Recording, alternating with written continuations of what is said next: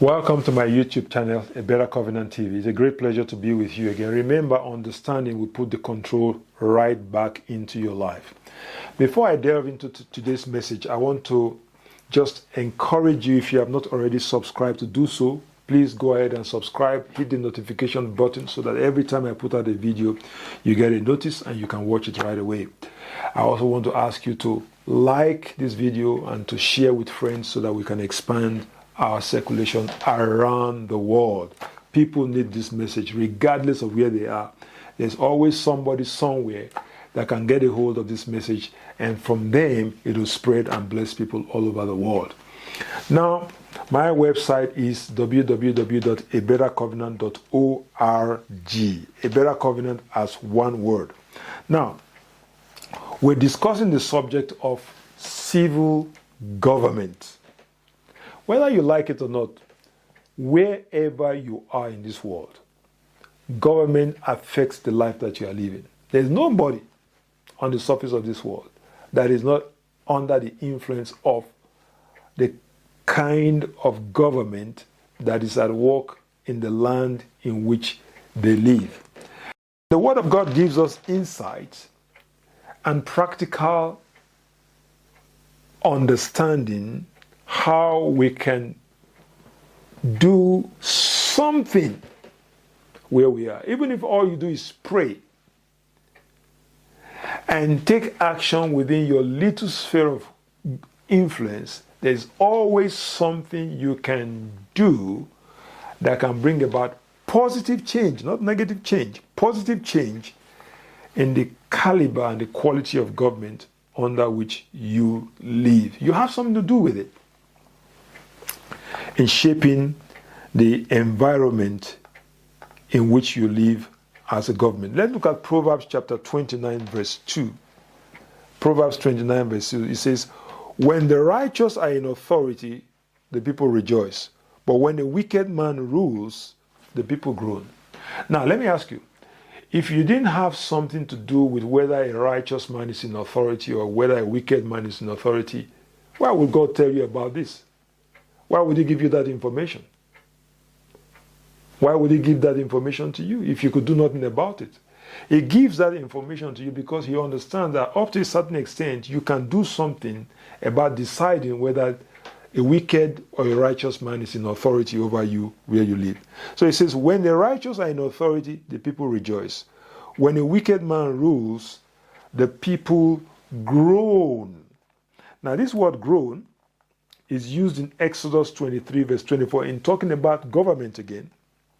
It says, "Now it happened in the process of time that the king of Egypt died. Then the children of Israel groaned because of the bondage," that is under a new king now. They groaned because the children of Israel groaned because of the bondage, and they cried out, and their cry came up to God because of the bondage. Bondage to who? The government. The government are taking them into captivity, into bondage. And the Bible says they groaned. That's the Greek, that's the Hebrew word that's used. The same Hebrew word that's translated as groan in Proverbs 29 verse 2 is the same Hebrew word that's used here in Exodus 22:23. The children of Israel groaned. And the Bible says when a wicked man is in authority over the land, the people, they groan. They groan. But let's look at this scripture. It says 23. Let's read also verse 24. I'll read from 23 again. "It happened in the process of time the king of Egypt died. Then the children of Israel under the new king groaned because of the bondage under this new government. And they cried out, and their cry came up to God because of the bondage." Verse 24. "So God heard their groaning, and God did what? Remembered His covenant." In other words, that's the answer for the problem.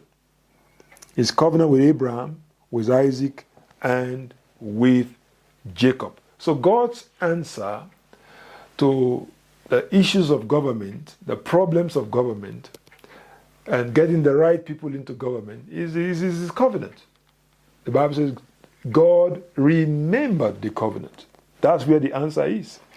And we have a whole Bible containing Old and the New Testament that contains the wisdom of God on matters that covers every aspect of our life. So, the answer to issues of government is in the Word of God. There's no need for us to keep groaning and crying and complaining and then while doing nothing. God has given us answers in His Word. Let's look at Psalm 107, verse 20. Talking about civil government, I want to just, before I read this verse of scripture, talk to you about my book. This book is titled Plan B: Christians, Politics, and Civil Government. Bible keys to guide action and bring about positive change. Everything that I'm sharing here is in this book and much more information. So you get a hold of this book, you'll find it on Amazon.com. Get a copy of it, and all the principles that will guide action to bring about positive change you'll find in this book. Psalm 107 verse 20 says, He sent His word and healed them and delivered them from their destructions. Bad government can destroy a lot of things. Bad government can be destructive in a nation. When you look at a nation that has bad governance, a lot of destruction can come out of that. And destruction in the economy, destruction of lives, destruction of properties, tremendous damage can come upon the land, a nation, a people, because of bad governance. And the Bible says here, He sent His word and healed them, and by His word delivered them from what? Destruction. In other words, there is deliverance in the word of God concerning matters of government. So all we need to do is tap into understanding in God's word, and God's word will begin to guide us what we can do in our own spheres of influence that can have a multiplier effect on the land and produce what? Good governance. But if you sit down and I sit down and do nothing, you know what we've done? We've just consigned the entire nation into the hands of evil people. You just say, no, evil people can have their way. Wicked people can have their way and occupy positions of authority. And then what will happen? We will feel the effect of it, because the Bible says in Proverbs chapter 29 verse 2, it says, where the righteous are in authority, people rejoice. Proverbs 29 verse 2 says, where the righteous are in authority, people rejoice. Proverbs 29, when the righteous are in authority, people rejoice. There's happiness in the land. That's the meaning of this word in the Hebrew. It means there is a happiness in the land. The quality of life is great. The economy is great. The health services are great. The people are prospering. Good government, the good laws, well-enforced laws, all that goes into, the people have civil liberties. There's freedom of expression, freedom of worship, freedom to pursue happiness. All these things are in operation when the righteous are in authority. But when the wicked man rules, people groan. And how do we consign the land to the wicked? Just do nothing. Just do nothing, and the result of doing nothing will be that wicked will find their way into positions of authority. And what happens? It says the people, Christians, non-Christians, believers, non-believers, will all suffer alike under the effects of poor governance. So we have to do our part. And the Word of God is what gives us the knowledge and understanding to enable us to do our part, to play our role, to cooperate with God in shaping the politics of the land and bringing about good governance. Let's just read Isaiah chapter 10, verse 27. And it shall come to pass in that day that his burden, the burden of bad government, shall be taken away from your shoulder. You see?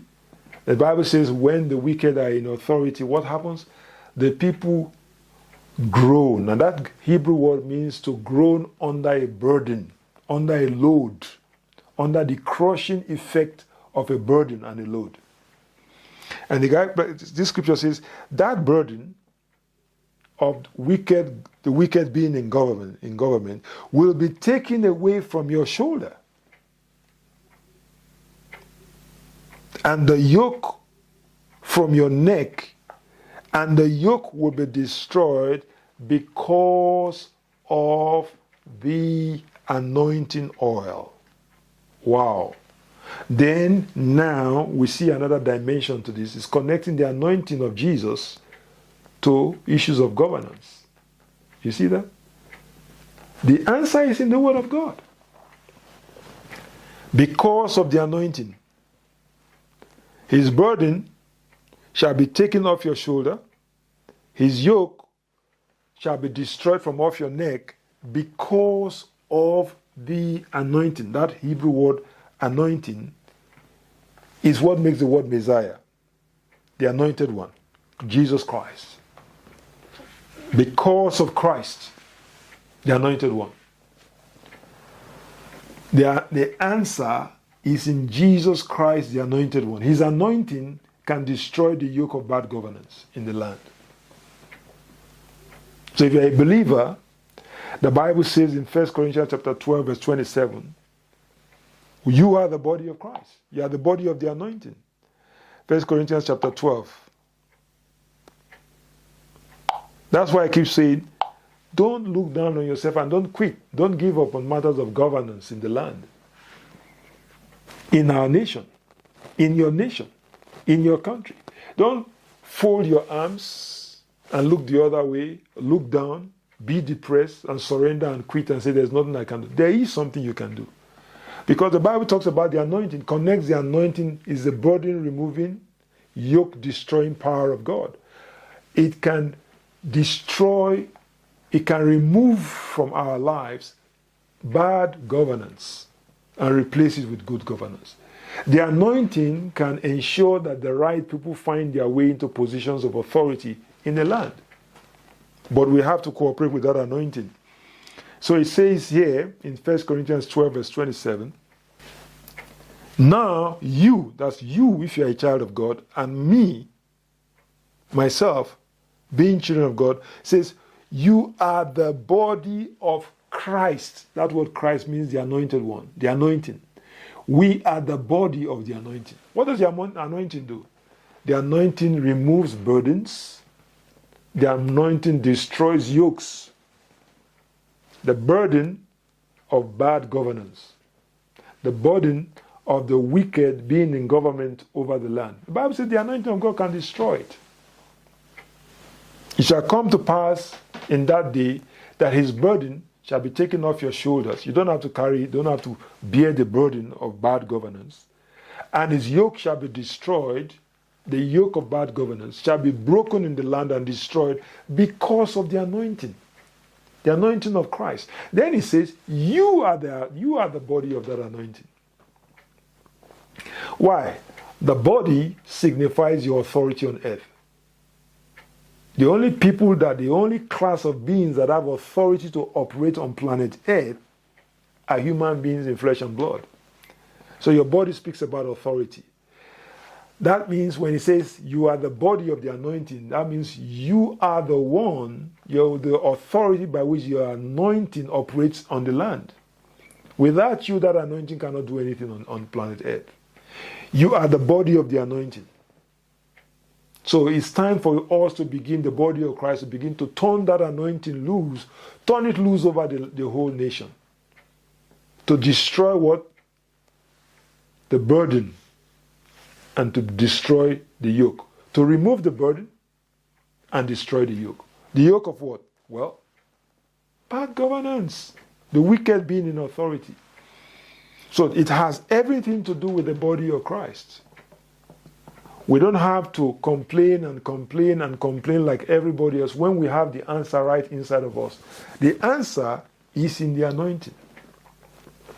You got the answer in the Word of God. You got the answer in the anointing, because the anointing is in the Word. And the anointing operates through the Word. The Bible says He sent His Word and healed them and delivered them from their destructions, because the Word carries the anointing of God.